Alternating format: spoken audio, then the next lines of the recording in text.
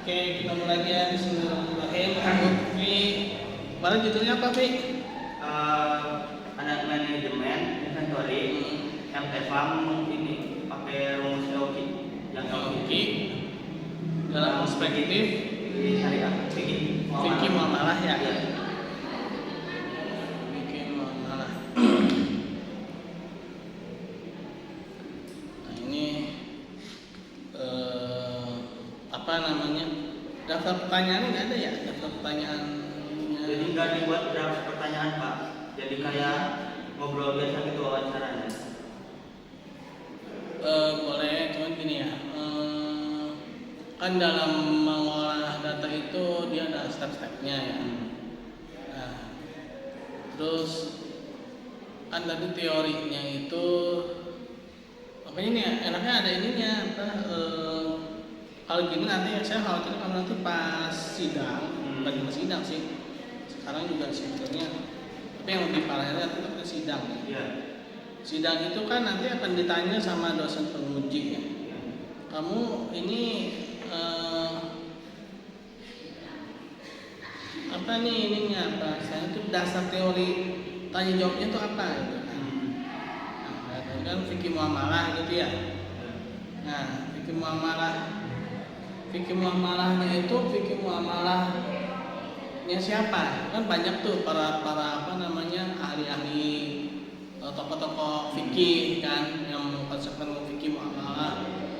Terus kan ada Dr. Erwani Termizi yang terkenal, ada Oni Syahroni, kan. Nah itu mereka kan punya teori-teori, mereka kan para ulama-ulama sekarang. Ya. Itu contoh aja ya. Bisa jadi kamu jangan yang lain, misalnya yang lebih cocok dengan ini, gitu kan. Dengan pertanyaan-pertanyaan kamu, gitu ya. Nah, jadi gini, kita ini ya. Ketika buat skripsi itu harus berdasarkan pada teori yang udah ada.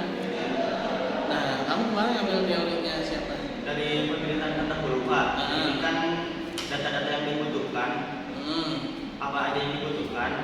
Pilih ya dari penelitian tentang huruf. Ada yang dari jurnal, ada yang dari skripsi. Salah satu contohnya di pabrik kedelai pembuatan tahu. Nah di situ beliau sama juga caranya wawancara apa saja yang ditanyakan. Yang pertama, semua yang ditanyakan itu garis besarnya ada di rumusan masalah. Kayak berapa jumlah kuantitas yang dibeli dalam satu periode, dalam satu periode itu berapa kali pembelian, dalam setiap pembelian itu berapa kuantitas yang dibeli. Nah itu kamu bikin nggak ininya?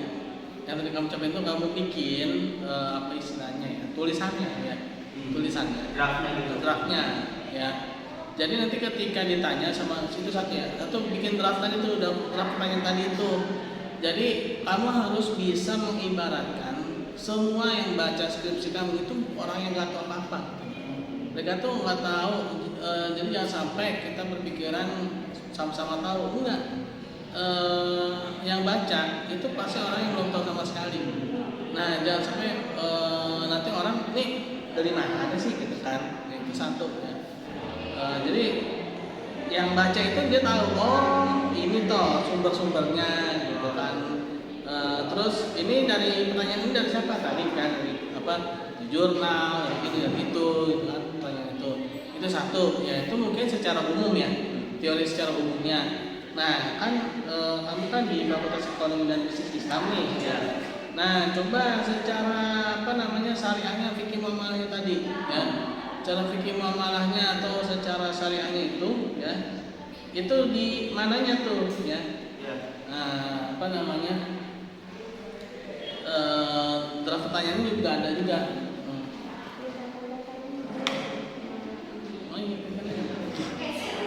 Nah jadi itu ya dibuat. Terus yang ketiga ya, walaupun ini kualitatif ya, coba dikuantifikasi. Kuantifikasi itu bukan selalu dianalisa dengan SPSS ya, itu kuantitatif ya. Nah, coba dikuantifikasi ya, kasih penilaian ya secara fikih muamalahnya dan juga secara tadi itu ya. Misalkan kalau secara apa ekonomi insan secara umumnya nih, secara teori umumnya taruhlah misalkan dia sudah mencukupi gitu ya. Kasihlah nilainya misalkan 50 ya, kalau misalkan dikasih poin dari 10 sampai dengan 100, ini dia sudah terkategori misalkan taruhlah 50 gitu ya.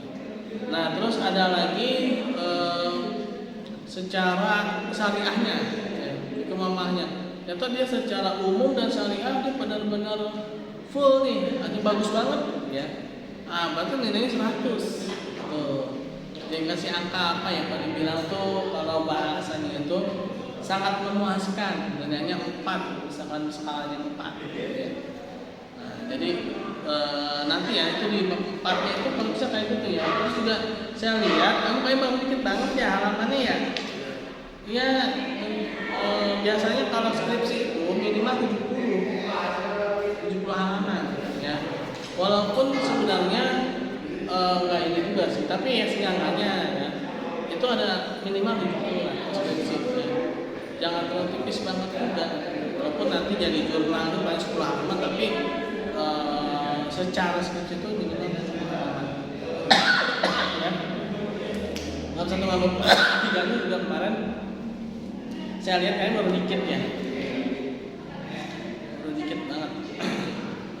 Tambahin lah, terutama banyakin di bab 2. Bab 2 itu kan teori tuh, masukin teori-teori yang sesuai dengan itu ya, dari buku, dari jurnal, dari mana ya, teorinya ya. Nah karena di bab 2 itu tempat buat nambah-nambahin halaman ya. Jangan lupa juga masukin sumber referensinya ya. Nanti udah isinya banyak, referensinya nggak ada, akhirnya plagiarisme jadi tinggi. Nah, jadi gitu ya. Nah mungkin untuk yang bab 4-nya saya mau lihat ini dulu ya, apa kamu bikin daftar pertanyaannya dulu ya. Saya mau lihat daftar pertanyaannya, kemarin belum dikirim ya daftar pertanyaannya. Daftar pertanyaannya? Nah, ada. Iya. Kirim ke boleh ke kalau di print sih bagusnya. Oke, di WA saya aja dulu ya, nanti coba saya lihat ya. Dan sedikit aja Pak ini pertanyaannya sebenarnya. Ada yang Ini. Iya, itu ada yang ditanya. Oh, ini secara umum ya. Teori OQ. Jangan lupa masukin sumber referensinya ya. Sumber ininya, apa acuannya. Dari mana gitu ya. Ini kenapa kok harus 1 tahun? Ya. Kenapa nggak 2 tahun? Kenapa nggak 1 bulan? Kenapa nggak 6 bulan? Nah itu nanti ada standarnya, ya kan? Jadi harus ada landasannya. Terus secara syariahnya, secara fikih muamalahnya nih, ya. Ini kenapa 1 tahun kan? Atau mungkin ada sesuatu yang apa namanya secara syariahnya misalkan ya 4 bulan kan. Kenapa pilihnya 4 bulan secara syariah? Karena berdasarkan dalam Al-Qur'an surat Al-Alaq ya, proses manusia itu terjadi perubahan ya, terjadinya perubahan yang secara signifikan pada manusia itu 4 bulan ya. Dari apa namanya jadi dari situlah maka saya mengambil apa namanya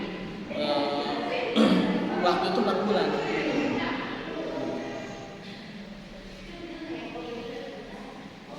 Ini Pak, untuk EOK-nya ya. Untuk EOK sendiri, untuk dan cari nggak ada sumber literatur mengenai syariahnya. Ya mungkin memang nggak ada, tapi ini akan menjadi apa yang tadi bilang tuh novelty kamu, temuan baru kamu. Jadi nggak apa-apa, secara syariah mungkin belum ada orang yang bikin kayak gitu. Tapi di sini coba kamu yang ini kan, apa istilahnya mempelopori, ya. Kamu mempelopori. Nanti kalau penelitian terdahulunya nggak apa-apa, nggak ada secara-seranya nggak ada secara EOK-nya aja secara umum data terdahulu. Nah tapi nanti di sinilah kamu akan berperan ya, bagaimana bisa menyambungkan ya dan perspektif syariahnya. Soalnya kalau di penelitian yang terdahulu yang disyariahkan itu bukan EOK-nya tapi manajemen persediaannya itu Pak yang dijelasin. soalnya susah gitu nyari penelitian yang menggunakan fikih muamalah atau syariah gitu mengenai EOQ. Cuman satu itu pun mereka cuma ngebahas manajemen persediaannya aja, syariah atau enggak gitu. Iya boleh juga. Jadi EOQ-nya nggak ada hubungannya sama syariah atau enggak gitu Pak. Memang mungkin ya ada teori-teori yang umum itu dia kalau dibilang posisinya itu udah apa ya, kalau dibilang netral tuh dia secara contoh misalnya ini ya, misalkan ya jatuh tuh ke bawah ya kan, mau secara umum secara syariah yang namanya jatuh tuh ke bawah secara umum ya. Tapi lain-lain kalau misalkan hukumnya untuk para nabi lain-lain kan ada mukjizat segala macam ini di luar itu ya. Ya mungkin secara umum EOQ ya. Itu ya secara baik itu secara apa namanya syariah maupun yang umum ya seperti itu gitu. Nah mungkin kamu juga bisa gini ya. Mungkin kamu pernah misalnya menganalisa secara syariah, kalau misalnya kamu mau analisa ya. Ada hal-hal mungkin yang apa ya kalau dibilang itu dia nggak bisa dirubah secara syariah ya. Misalkan kalau nggak ada sih nggak apa-apa ya.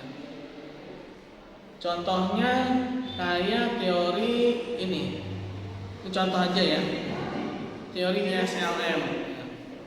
Teori ESLM dalam mikroekonomi itu apa istilahnya menghubungkan antara sektorial dengan moneter ya. Jadi pertemuan dia kan mengatakan akan terjadi pertemuan antara sektorial dengan sektor moneter ketika saving sama dengan investasi gitu kan. Nah tapi dia menggunakan instrumen bunga ya. Lalu kita mau bikin syariahnya nih ya, kita mau bikin syariahnya, kita bikin interestnya kita ganti dengan bagi hasil. Nah ternyata apa? Nggak bisa ya, interest dan bagi hasil itu nggak bisa main kita ganti gitu aja, karena prinsip bagi hasil dengan interest dengan bunga itu beda. Nah begitu pula dalam teori EOQ ini ada nggak yang kayak gitu maksudnya ya, logikanya ya, ada nggak sesuatu yang nggak bisa diganti sama syariah? Padahal jadi istilah itu dia udah, mohon maaf misalnya bahasanya itu udah kafir tulen gitu ya, mau diapain juga nggak bisa gitu kan, karena memang di bawahannya dari sana begitu. Ada nggak yang kayak gitu kan? Mungkin tuh malah jadi apa ya Pak dibilang tuh jadi menarik loh ya. Jadi itu mungkin bisa jadi nanti misalkan kamu nih bagus banget gitu ya. Nanti misalkan kamu mau lanjut ke S2 nih, bisa jadi nanti dilanjutin nih penelitian ini, konsep ini. Nah misalkan kamu lanjut lagi S3 pakai teori ini juga, tapi kamu mau meramu EOQ syariah ya. Nah itu bagus banget ya, itu bagus banget. Gak masalah, jadi nggak semua penelitian itu sesuai dengan keinginan kita.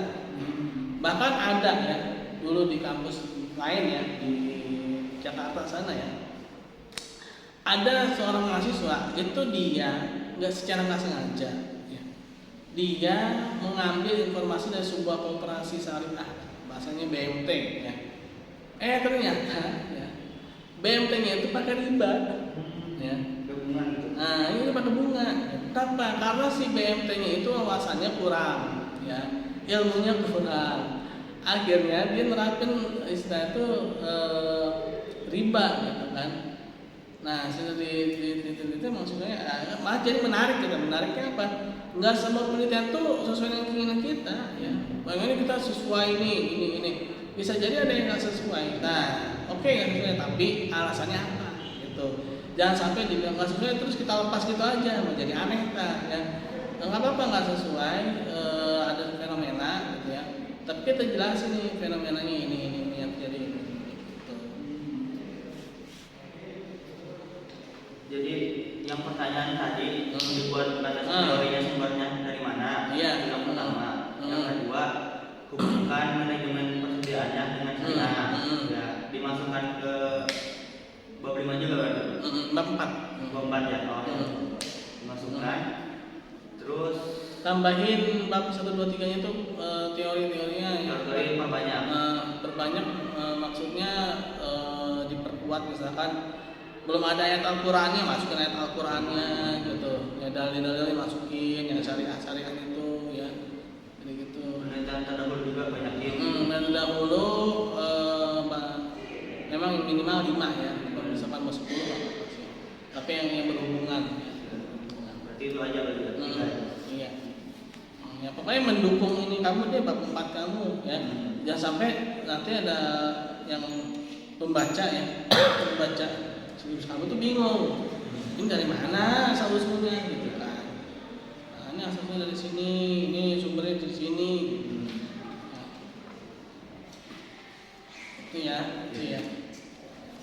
Oke.